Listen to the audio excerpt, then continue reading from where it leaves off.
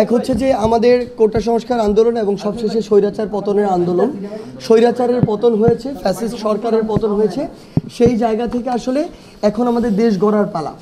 এই দেশ গড়ার জন্য আসলে আমাদের সকলের সহযোগিতা লাগবে। আমরা যত দ্রুত এই অস্থিতিশীল পরিবেশটি থেকে বেরিয়ে একটি স্থিতিশীল পরিবেশের দিকে যাব, আমাদের দেশের অর্থনৈতিক অবস্থা আসলে তেমন একটা ভালো নেই।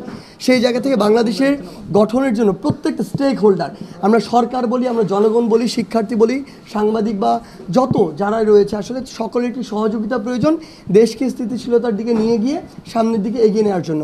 আরেকটি কথা স্পষ্ট করে বলতে চাই, যেটি হচ্ছে গতকালকে আমরা কথাটি শুনেছি, সজীব ওয়াজেদ জয় আমেরিকায় বসে তিনি ভারতকে 3 মাস সময় দিচ্ছেন বাংলাদেশে একটি সুষ্ঠু নির্বাচন দেওয়ার জন্য।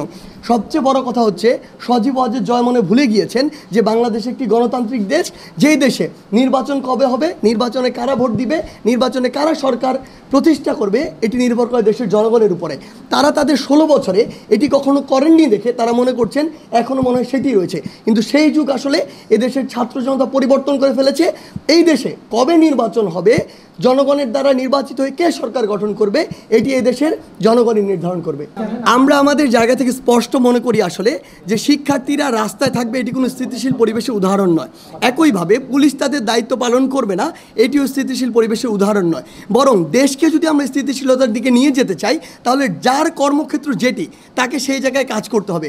প্রথমে আমি আমাদের তরুণ প্রজন্মের যে ভাই বোনেরা রয়েছে স্কুল কলেজের, তাদেরকে অন্তরের অন্তঃস্থল থেকে ধন্যবাদ জানাতে চাই এই কারণে, তারা এই দুঃসময়ে, এই সংকটে রাস্তায় নেমে তাদের যে গুরুত্বপূর্ণ দায়িত্বটি পালন করেছে, তার মাধ্যমে আমাদের জীবন প্রবাহটি সহজ হয়েছিল।